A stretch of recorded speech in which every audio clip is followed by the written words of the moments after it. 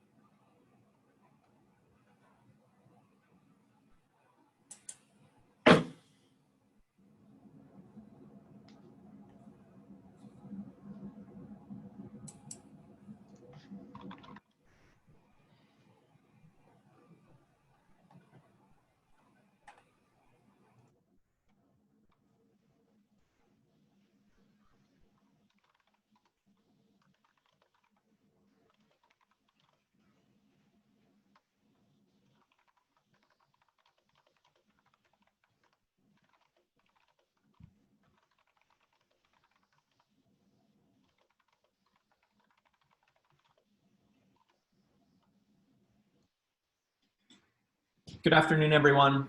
Thanks for joining us today.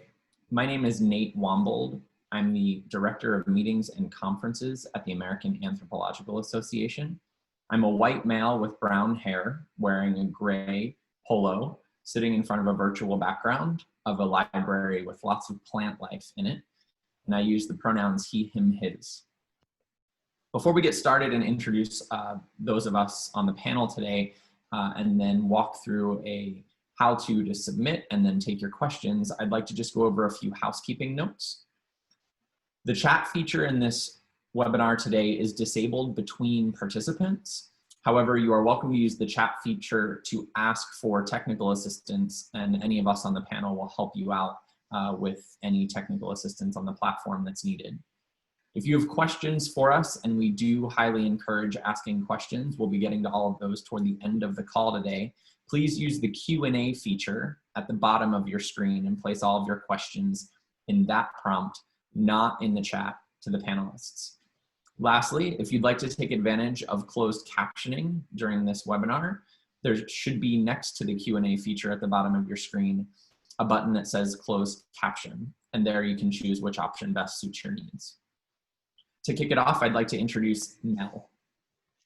Hi everyone, my name is Nell. I use she, her, hers. I'm a white woman wearing thin-rimmed glasses. I've got dark hair, I'm wearing a headset, a nice kind of paisley patterned shirt on, and a tan background with the AAA logo behind me. I am the Accessibility and Meetings Coordinator for the AAA, and I'll talk a little bit more about my role a little later, and I'll kick it back to Nate. Thanks, Nell. Deborah, why don't you introduce yourself next? Deborah, you're on mute.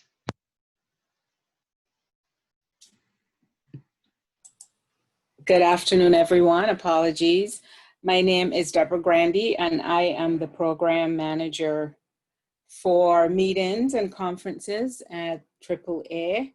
I am a biracial female. I am wearing a blue t-shirt today, and I hopefully will be your resource for questions, your comments and your suggestions, and my name and my information is posted pretty much all over the website and anything annual meeting. So please, again, always feel free to email or certainly call me on the phone if you're more comfortable with that.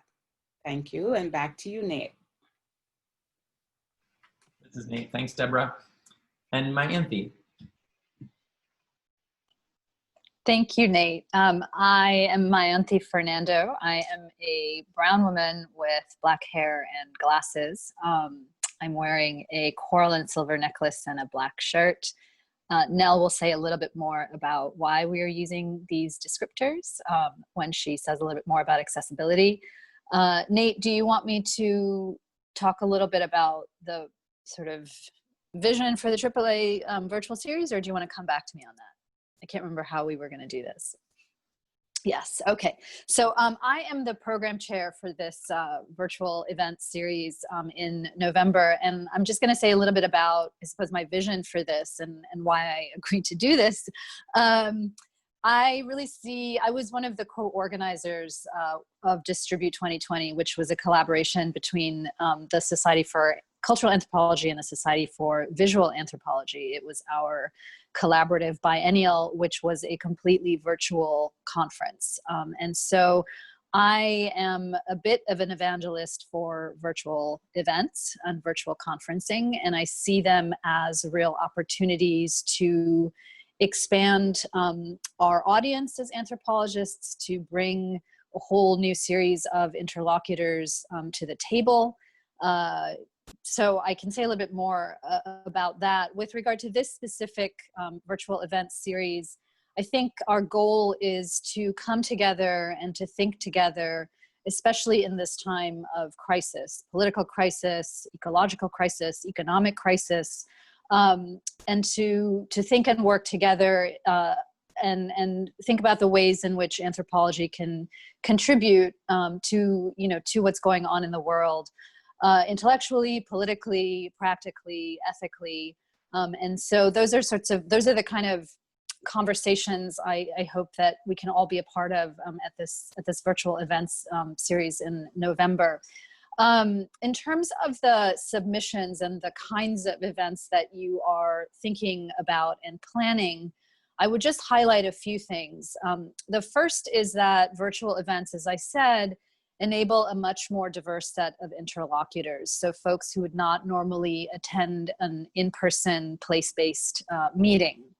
So international scholars and activists, for instance, graduate students and contingent faculty who may not otherwise have the financial means to travel to a place-based event. So as you think about your submissions, I would really encourage you to think inclusively and broadly about who you'd want to be in conversation with and who you want to bring to the table as you plan your roundtables, your interviews, your podcasts, etc.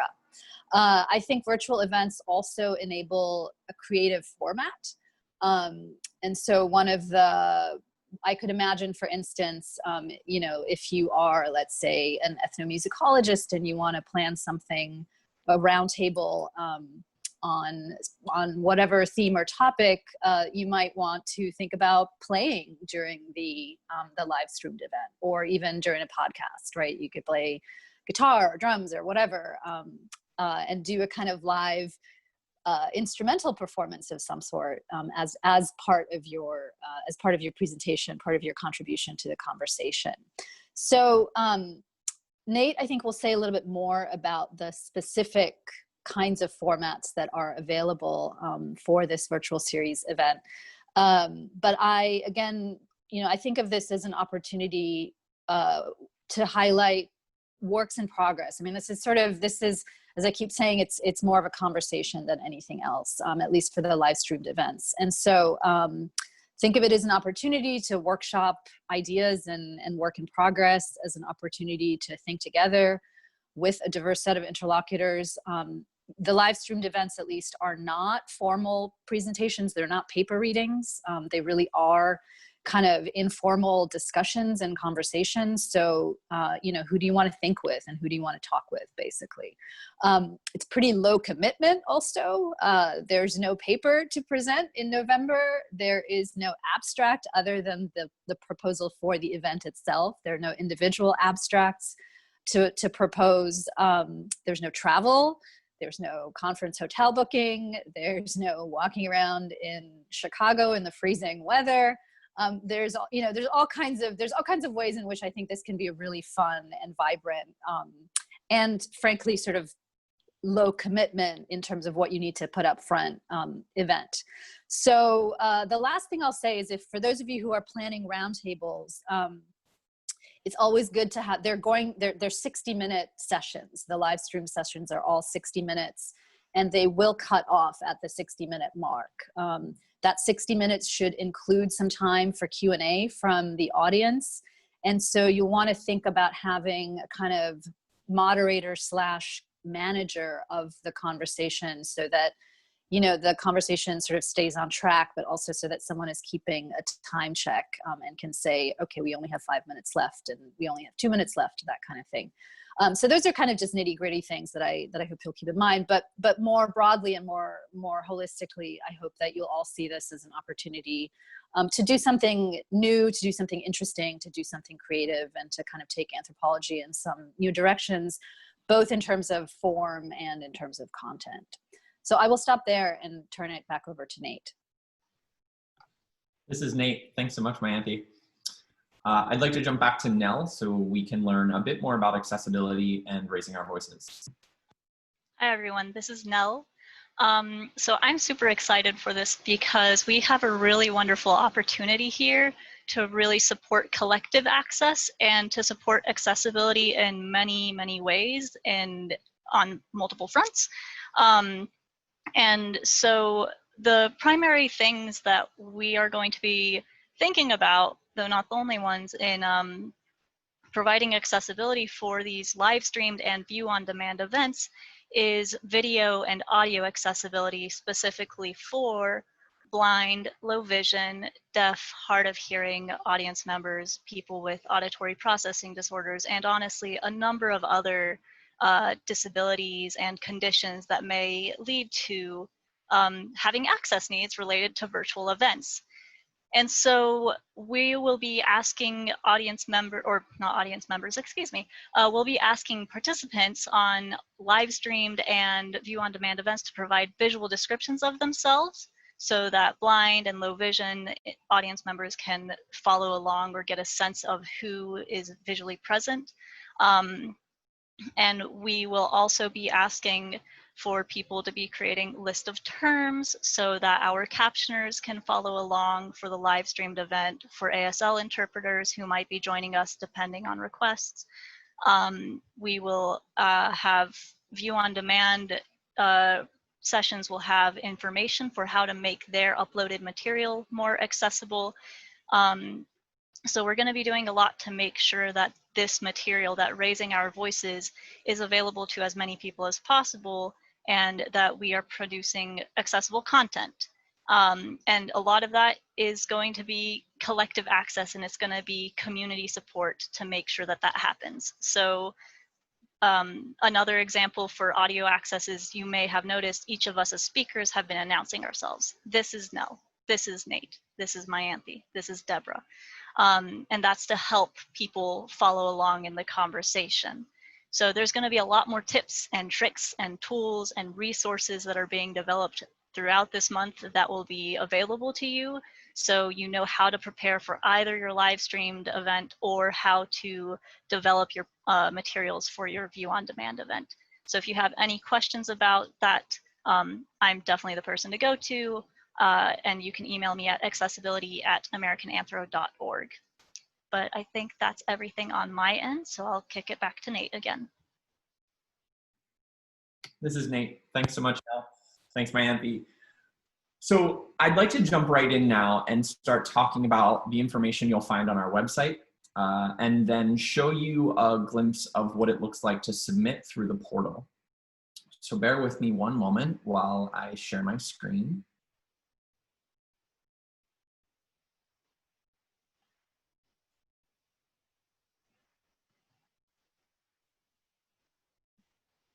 And if Nell or my auntie could give me, or Deborah could give me a thumbs up if you can see my screen.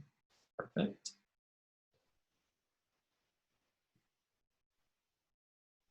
Great, so this is our americananthro.org homepage. To find the information for raising our voices, you will hover over attend events and click on raising our voices.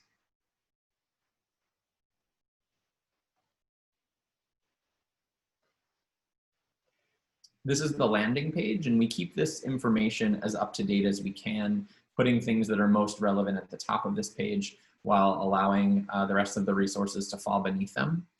So if you scroll down to the bottom, you'll see here in this box virtual event formats. And that's the first thing we'll talk to you about today. On the top of the virtual event formats page, you'll see a timeline. This will tell you how and when we plan to build the Raising Our Voices program. In the program, there are two main categories of events. We have live streamed events, which will take place in real time. As Mayanthi said, they'll all be 60 minutes, and we highly encourage you to include question and answer time toward the end of those 60 minutes.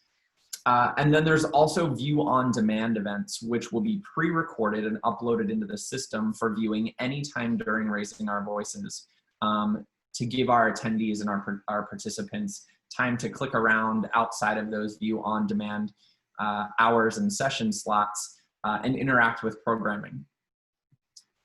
Under live stream events, we'll have a few different event types. The first is an interview. This is a typical interview style event between a moderator or an interviewer and one or a few interviewees in a traditional question and answer format. Conversations or debates are exactly that. They're a little more conversational. They can take place between more people. Debates typically are conversations with two sides, arguing a point or arguing either one of those sides sort of against one another. And then lastly, the roundtable and town hall. As you'll see, most of the language in Raising Our Voices on our website, as well as in the submission process, and then later on in the platform, we've tried to get away from as much annual meeting language and content as we possibly can. We really want to drive home the point that this is not a virtual annual meeting. Annual meeting tends to be a lot of our participants and our presenters reading their work and their papers. And this virtual environment, as Mayanthi has laid out for us, really is a chance for us to be creative about how we're presenting our material. And we'd really like that to be more conversational in nature. So roundtable is actually probably the only word that you will see in Raising Our Voices that is also used in the annual meeting sort of vocabulary. But a roundtable is a larger group of participants all contributing to a larger conversation, maybe with different backgrounds or different works, all contributing to a larger theme of one session. And then a town hall event is sort of that same type of environment, but less of a roundtable, more of an interactive with the audience, back and forth style session. View on demand events have 4 different types of sessions as well. The first is a podcast. This is an audio only recording of a conversation between 2 or more people. A virtual poster sounds, it is just like it sounds. So this will be a PDF upload of a poster and then up to 10 minutes of a presenter or co-presenters presenting that work. A 3-minute thesis competition, again, is exactly what it sounds like. You'll have 3 minutes to talk about your thesis and your research, and then this will be reviewed by an independent panel.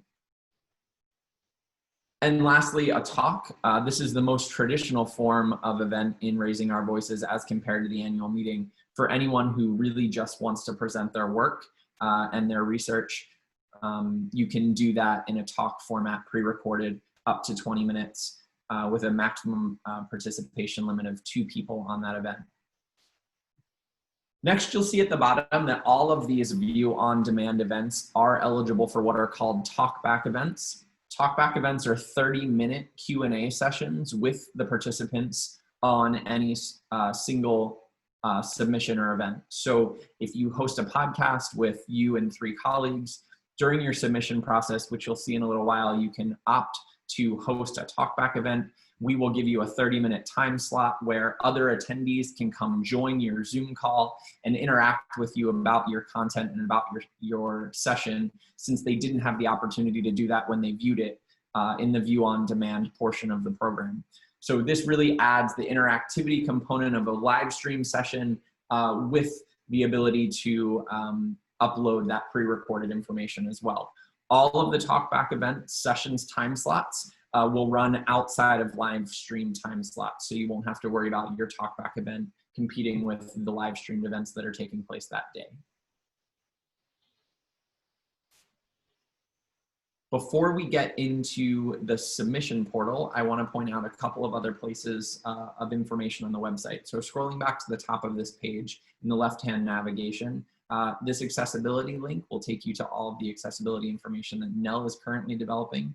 These pages will continue to be updated over the next few weeks into the next month or so for the tips and tricks and resources that Nell mentioned in her portion of this call. to help you become a partner in building a more accessible environment for all of our attendees. This link here, terms and roles, this is a special one and an important one to check out. A lot of the terms and roles that we use to talk about raising our voices and to identify ourselves as participants within the Raising Our Voices program are very different from the annual meeting. So you may want to take a look at this page before you get into the submission portal, just so you understand what we're talking about and how best to identify yourself on the program.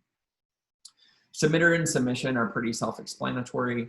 The event type is that live streamed or view on demand type of the two big umbrella style events. And then the submission type is one of those specialized submission types within either live streamed or view on demand event types. Roles we've made very, very simple for you. If you're submitting a live streamed event, you can have two kinds of roles: a lead contributing participant.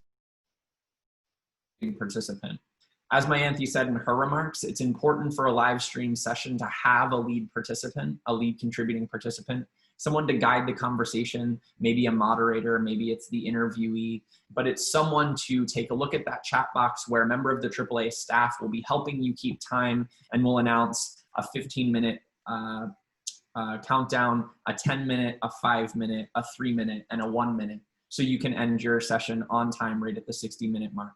As my auntie said, due to access reasons and to respect everyone else on all other sessions and attendees' time, we will be ending all sessions at exactly 60 minutes. They will automatically cut off. That is the way the platform is set up and timed. So this lead contributing participant role will really be helpful in helping you time your sessions accordingly. Anyone else on a live streamed event would be considered a contributing participant. Again, you don't have to identify anyone on your session as a lead contributing participant, but we really recommend that you do. But everyone on the session will be one of these two roles. For view on demand, we've made it even simpler. You're simply a view on demand participant. So when you add participants to your submission, there'll only be one option if you choose a view on demand participant role there.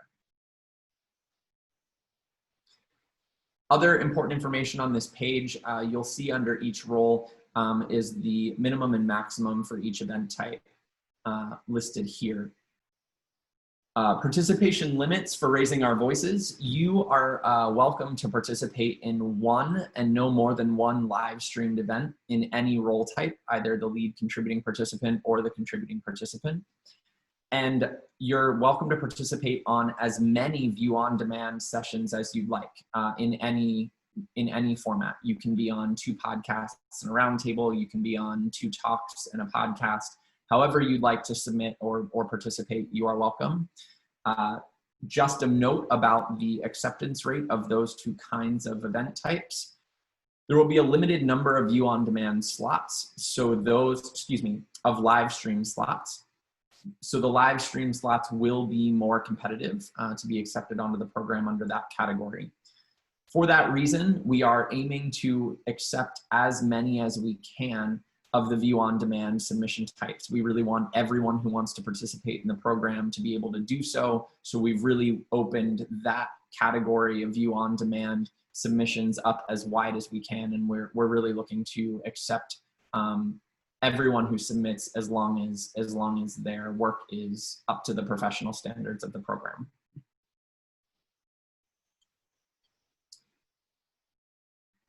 So now I'd like to go back to the Raising Our Voices page and show you how to engage with this submission platform.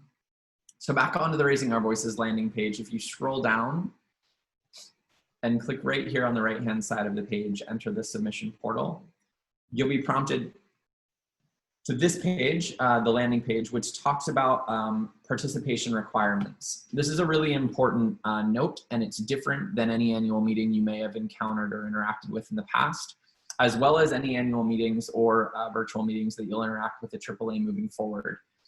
We no longer require AAA membership and registration to be paid upfront at time of submission to the program. You will be required to become a member and be required to register for the event after you've been accepted to the program once you receive your acceptance notification, but you do not have to be a member and you do not have to be registered in order to submit. So that is new. It's here in red. Please tell all of your participant friends, anyone else who's looking to submit. Spread this word far and wide. It is brand new and we're excited to roll it out. We really do not want membership and registration to be a barrier for submission for our attendees and our participants. So scrolling to the bottom of the page, you'll click on Login in the left-hand side if you already have a AAA username and password. And if you need a AAA username and password, you'll click on the right side to create one. Again, this is just creating a AAA username and password. It's how we'll recognize you in the submission system. Any of the participants on your submission will also need to create a AAA username and password. You're not requested or required to pay anything at that time. We simply need that username and password in the system to add people to submissions. So since I already have one, I'm gonna click on Login on the left-hand side. I'll be redirected quickly back to the American Anthropological page just to log in. And then I will be put right into the submission portal once it checks my credentials. On this page, if you've started any submissions, they'll be listed here. And if you have not, you'll click here to begin a new event submission.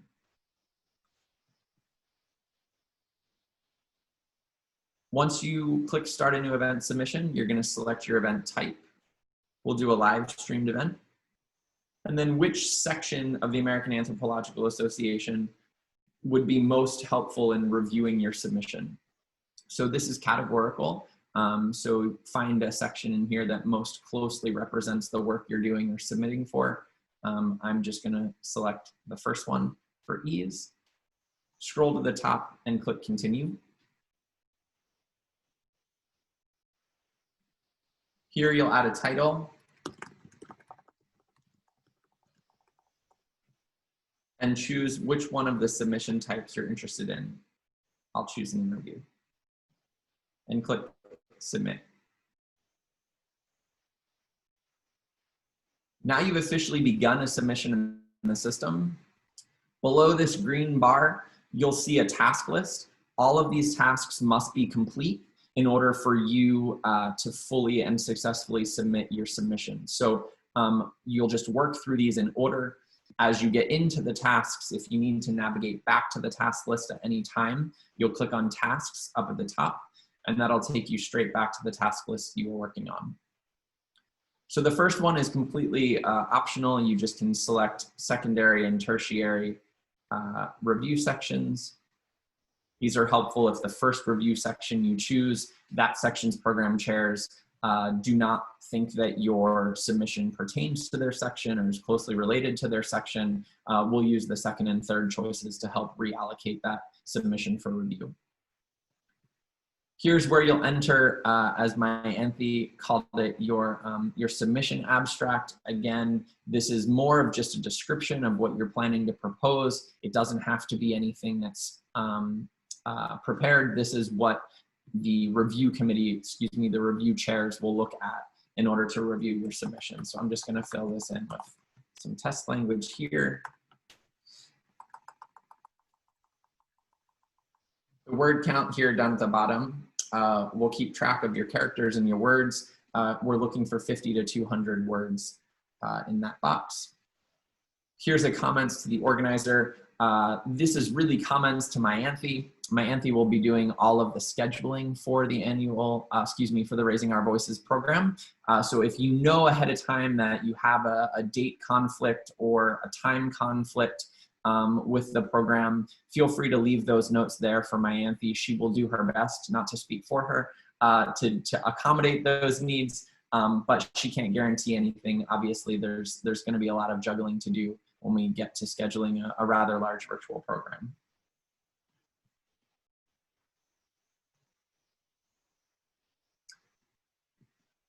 Task 3 will be to add the participants. The first step here is you have to add yourself. That seems a bit counterintuitive since you're the one submitting, but you do need to add yourself to your session. We don't allow, there won't be any way to be recognized on the program as just a submitter. So, you know, if you have someone else submitting your session for you and they're not on your session, you'll want to go ahead and submit the session and then add yourself to your own session rather than just being a submitter. Fight the urge to type in these boxes. You're not able to. It seems a little counterintuitive, but click here on participant lookup. And of course, all up here in this blue box on the top of every page are these instructions as well. So click on participant lookup. I'm going to go ahead and add myself to this first. First and last name are helpful. If there's tricky spelling or special characters, we recommend first name, last few letters, last initial. And as you'll see, it'll pull up a list of anyone who may match those search criteria. You'll click on add participant and it'll populate these 3 boxes here for you. Here's where you'll select the role. So I'm going to call myself a lead contributing participant here and then add participant. Since this is an interview, I need someone to interview. So I'm going to go ahead and add Nell to my interview. I'll interview Nell about accessibility. Again, here's anyone with this part of their first name and a last name with a K. You can scroll down and see here's Nell. We'll add a participant. Again, select Nell's role, which is a contributing participant, and add that participant as well. Since this is an interview, you're required to have at least 2 participants, which we now do. The difference between Nell and I is that I'll have the ability to edit my own profile, and every one of your participants will have to do this. So you'll want to go in and edit yours first. It'll pre-populate some things, and then it'll ask you required questions. You'll have a chance to change the role here, add social media information if you'd like that to populate in the online program, and click continue. Here's where we'll ask you to affirm all of our policies and guidelines,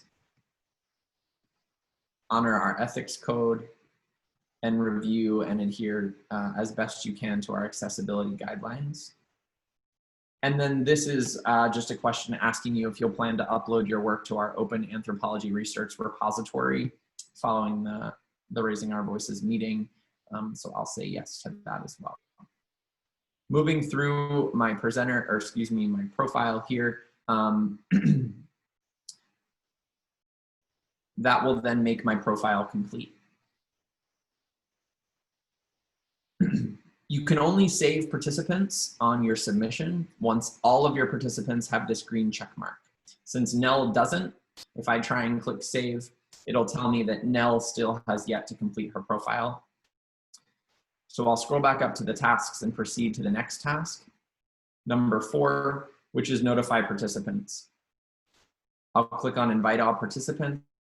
As soon as I do that, Nell will get an email that will look just like this. Sometimes this email gets stuck in spam or junk mail filters. Make sure you tell your participants to check those places for this email. They'll get this email and they'll click right here on the email, and I'm not going to click this because this is actually one sent to me.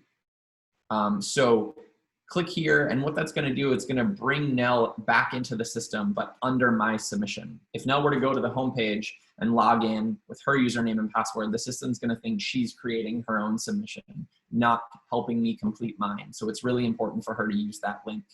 When she gets that link, she'll be taken to her own task list where she will actually have to go through and move through her profile completion. Once she does, that green check mark will appear right here next to number 3, telling me that Nell has completed her profile. The next task is access needs and accommodation requests. Again, this is personal. Each individual participant needs to do this themselves. So again, you'll see a green button for yourself. You'll have to complete that. And again, Nell will have in her task list the ability to complete this on her own as well.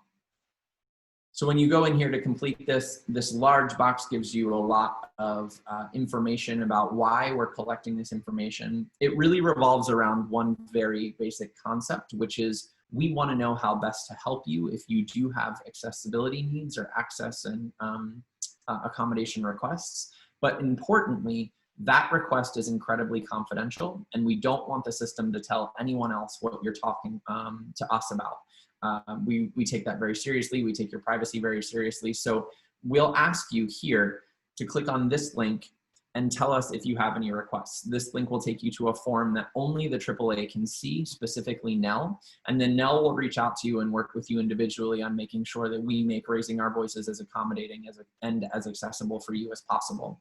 So we ask that you retain your event submission ID number, which you can get on your homepage, and then click here to fill out this form should you need any access or accommodation requests.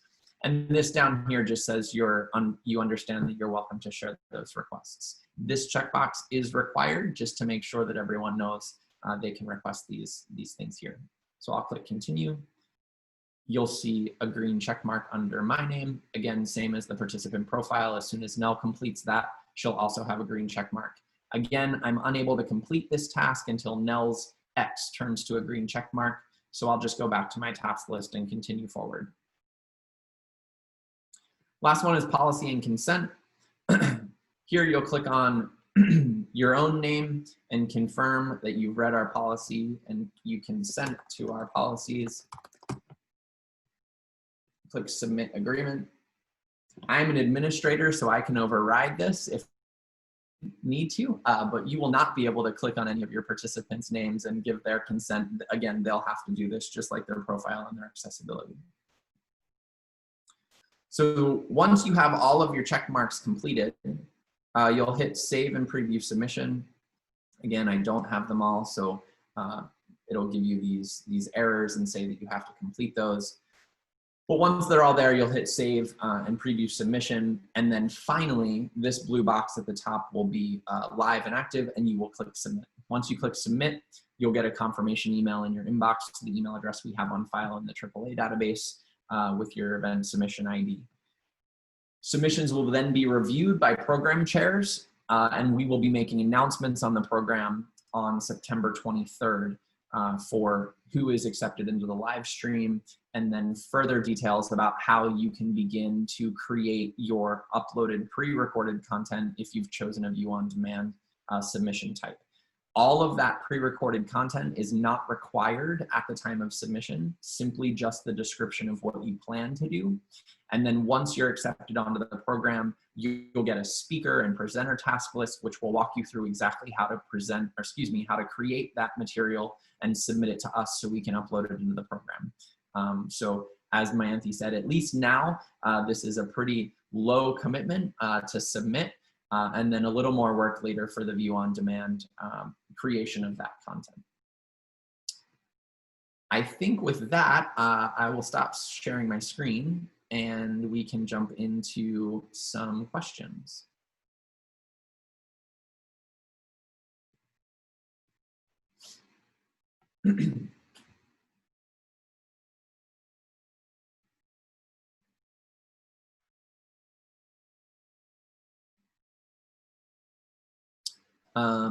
The first question comes from a convener of an interest group. They submitted a special event business meeting for the original 2020 AAA and would like to have it pushed to 2021.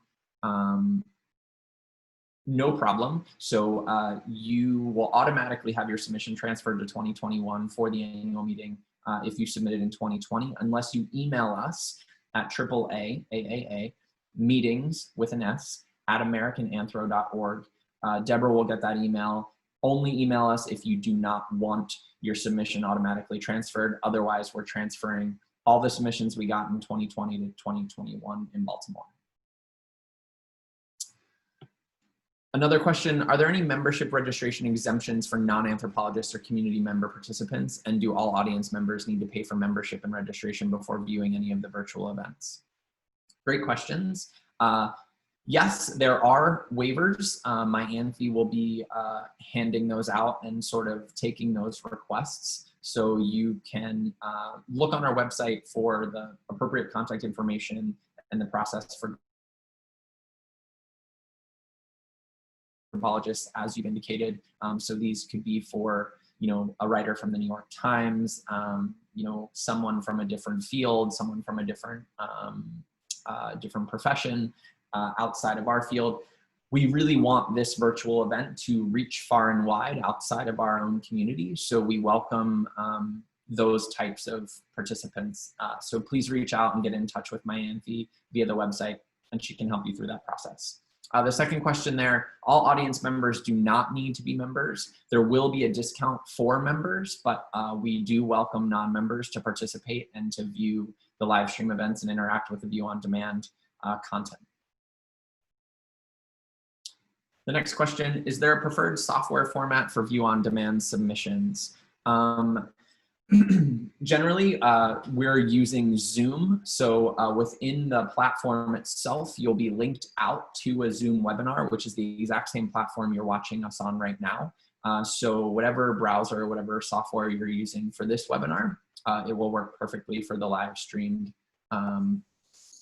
sessions as well. For view on demand, we'll have a list of a bunch of different options for you, and it'll be really up to you on which one you choose. The easiest one for view on demand is to just, use your own personal Zoom and record yourself and your participants on a Zoom call, and then send us the link to that Zoom call being uploaded to Vimeo or YouTube or something like that. So we'll have all of those details for you once you're accepted onto the program, and we promise it'll be relatively pain-free for you to do. The next question, are students who completed degrees in 2019 eligible to submit to the 3-minute thesis competition? You know, that's a fantastic question. I would love to get back to you. So if you could send the panelists in the chat your contact information, we'll get that email, we'll get that answer, and we'll email it back to you about what the requirements are and how far back you can have graduated to participate in 3-minute thesis. Next question, for the Raising Our Voices conference as an interest group convener, we would like to have a business meeting. Can interest groups submit these now? Thanks. So on the page where we talked about session format types, if you scroll all the way to the bottom of that page, you'll see something called special events. And the instructions there on the special events page tell you how and when you can schedule special events, and then how they'll be interacted and folded into the Raising Our Voices platform. So the answer is yes, you can submit a special event, interest group business meeting, and all those details are located on the special events page, which you can get to on the virtual event types page. Next question, what is the biggest hang-up you anticipate for submitters trying to walk participants through their respective participant submission process? I could take this if you want. Sure, This go. is my auntie. What I anticipate is the biggest hang up, only because I've had to start this process myself, is what Nate was talking about, like the fact that even folks who are not necessarily already within the AAA system need to be in the AAA system before you can add them to your event. I think that is the thing. If you're a lead submitter, like if you're submitting some sort of event for live stream or for view on demand, I think that's probably going to be the hardest thing. So if you are planning on submitting something, I would maybe even write up some instructions for participants and really walk them through that. Does that answer? That would be for me, that I think is the biggest hang up with that particular Cadmium system that we use. This is Nate. Thanks, my auntie. I think that perspective, specifically yours as a participant and not as a staff member who spends 2 or 3 hours of our day looking at Cadmium, your perspective is valuable there. Just to speak more to that and the why that's a little bit of a headache, is in order for the virtual platform, the education platform, to build profiles in the same manner for all participants, we have to run all of the participants through the same system. So essentially, you know, we all appear listed the same way: first name, last name, affiliation, and all, you know, all of the things that populate us into that automatic education system.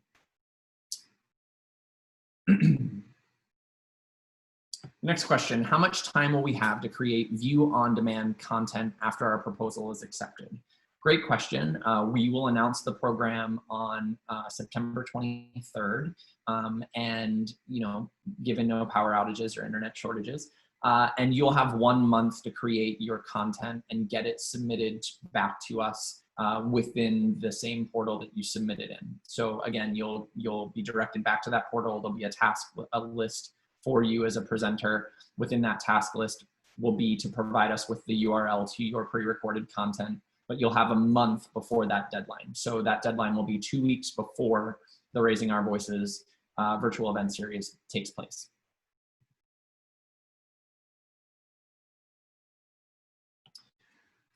Next question. I submitted a proposal, but would like that held to 2021, perhaps modified. Can I submit a different format podcast for this meeting? Great question. Yes, you can, and we really encourage you to do so. So even if you've submitted to the 2020 annual meeting and you want to push it to 2021, and it's a normal annual meeting style submission, we still encourage you to repurpose that same information, or maybe a different set of information or a different project, and submit to Raising Our Voices. You absolutely should participate in both. We want you to engage with us both times, both now, this fall, and next year at the annual meeting. So yes, please submit two different submissions, the same submission in different formats. And then the other part of that question, you in parentheses say that you perhaps would like to modify your submission in 2021. Your submission as it was submitted in 2020 will be pushed into the 2021 submission site, but you'll be able to log in when that call for papers opens next spring with your credentials. You'll see your submission from 2020 there, and you'll be able to edit, change, update, correct an abstract, update an abstract, swap out a participant or two, but you won't have to start from scratch. So it'll be there waiting for you. You can put all the finishing touches or tweaks or changes you need to on it, and then resubmit it for the 2021 consideration for the program. Next question, if you could give us a template or boilerplate for walking participants through the participant submission process, including for existing members, it would be very helpful. I'm really glad you asked that, because that is a resource that already exists and is available, and I will attempt to guide you to it right now.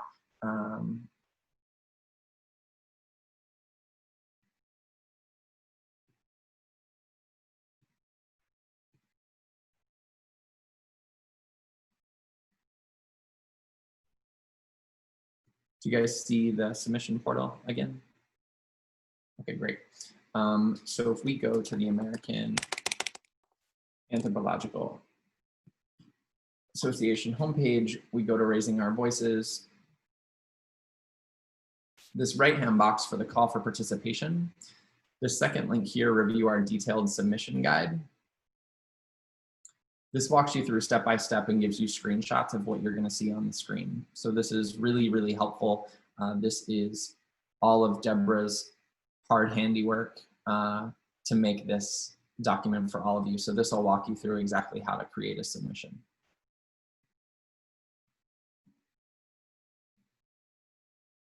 And again, that's found on the Raising Our Voices homepage, right-hand box, second link, review our detailed submission guide. All right, well, we have a few minutes left. Are there any other questions that anyone has for us that we can answer for you on this call?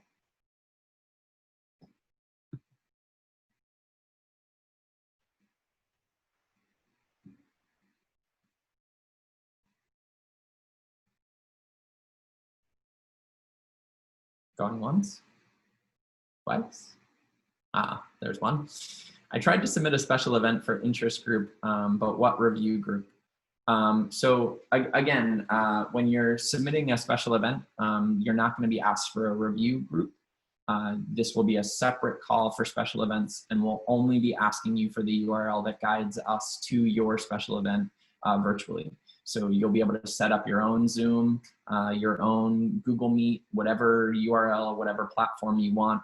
You'll just give us that URL, and then we'll publish it on the backside behind the member wall and on the Raising Our Voices platform for your members to interact with you there. So you will not be asked to select a review section for special events. Next question, how competitive do you think the live stream review process will be? That's a great question. We have absolutely no idea. We have about 120 that will be spread out, 120 60-minute sessions that'll be spread out between the sections. Every section will get 2 of those 60-minute time slots guaranteed. Of those 2, they can curate one, which means they can build one out of their own creativity. And then one will be expected to be selected from those they receive to review, or they can select both, from those they receive to review. And then after those two, we'll take the remaining balance of the 60-minute sessions that are left, and we'll divide them proportionally among the sections based on how many, based on the proportion of the submissions that they receive. So if ASA receives 40% of the submissions to review, then they'll receive 40% of the leftover allocated time slots for them to fill. And of the time slots that any one section has in total to fill, they can choose to curate up to a quarter of those time slots. So that means they can, put invited sessions together, they can ask people from within their session to contribute to those sessions, or they don't have to do any curation and they can choose all from the ones that were submitted. So that's sort of how the sections will build their portions of the program. But in terms of competitive, how competitive they are, we don't know that until we see how many submissions we get. Just like the annual meeting, we're tracking right on target, which means no one submits until the last 48 hours of the open window. So we are expecting to see quite a rise toward the end of the submission window. Next question, can live stream events be recorded? That's a great question. Part of the policies and consent that you'll have to agree to when submitting is you'll have to agree to have your session recorded.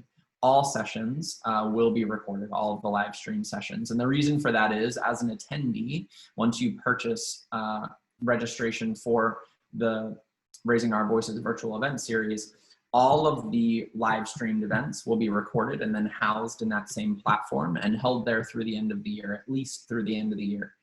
We want people who didn't get a chance to see live stream sessions because they were in a different one or because they had a scheduling conflict to be able to come back and rewatch those live streamed events at a later date at their leisure. So yes, all live streamed events will be recorded.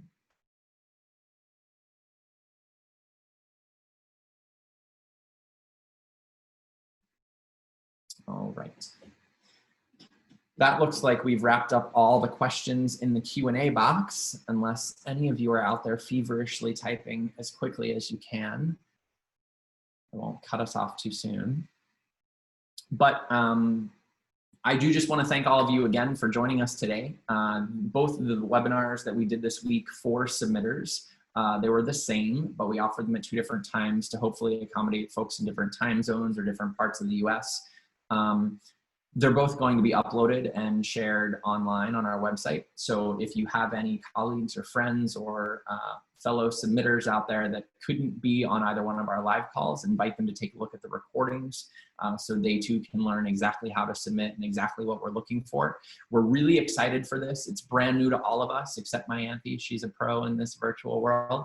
But for the AAA, this is our first time doing sort of a national level AAA-wide virtual meeting. So we're really thankful to have my auntie's expertise from her involvement in SVA, SCA's Distribute. We're thankful for her guidance.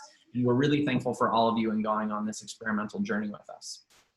And let me also, this is my auntie, let me just add quickly that if you have follow-up questions or questions that kind of come up in the next few weeks, you can always reach out to me.